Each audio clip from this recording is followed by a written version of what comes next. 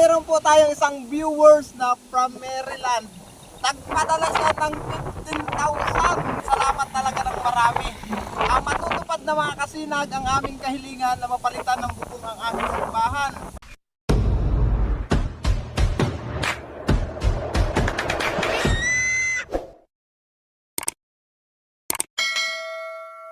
Mga kasinag, isang magandang hapon po.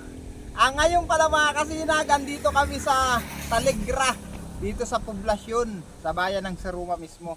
Nagpunta kami dito mga kasinag, gawa ng akala namin andyan na yung in-order namin na na 45 days na alagaan ko mga kasinag. Nag-order kasi ang 50 na piraso, kaso hindi pa pala dumating.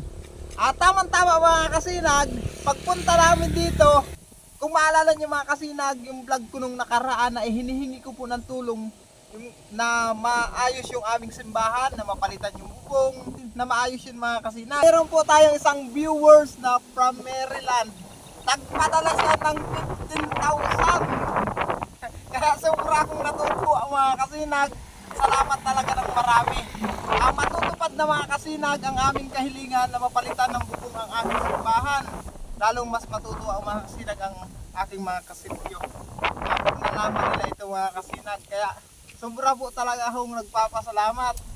Kung maalala nyo mga kasinag, yung vlog ko na may pira na sa akin na 16,147 ba yun? May dadagdag pa tayo na 15,000. Kaya magkakameron tayo ng 31,147.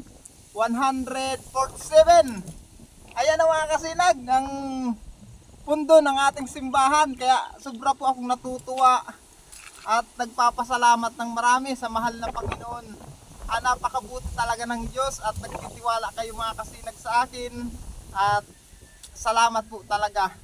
Mga kasinag, sa mga nais pa pong magpaabot ng tulong, i-message lang ako mga kasinag sa aking Facebook page sa Imboy Uragon. Ilalagay ko lang dyan mga kasinag ang aking GCash number sa comment section.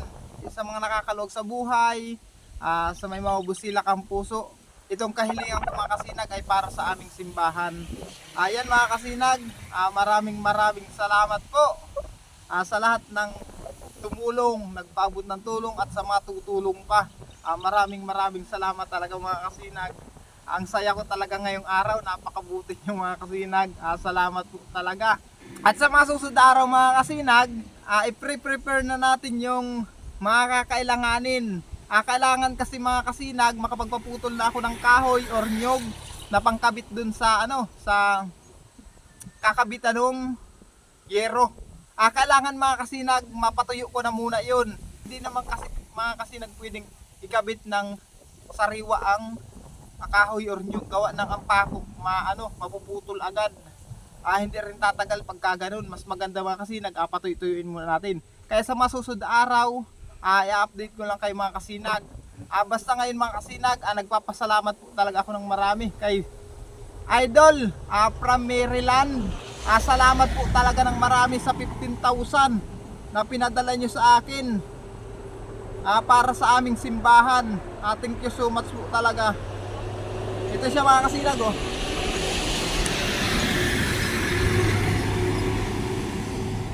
Kita?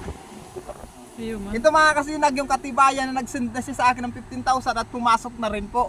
Kaya nagpapasalamat ako ng marami. Ayan mga kasinag, pauwi na kami sa bahay. At wala naman yung pinuntahan namin dyan sa bayan ng Saruma. Wala yung aming sadya. Kaya uwi na kayo mga kasinag. Sa lahat po natin mga viewers, subscribers, na patuloy na sumusuporta at tumatangkilik sa aming Facebook page at YouTube channel. Maraming salamat mga kasinag. Hanggang dito lang. Bye bye.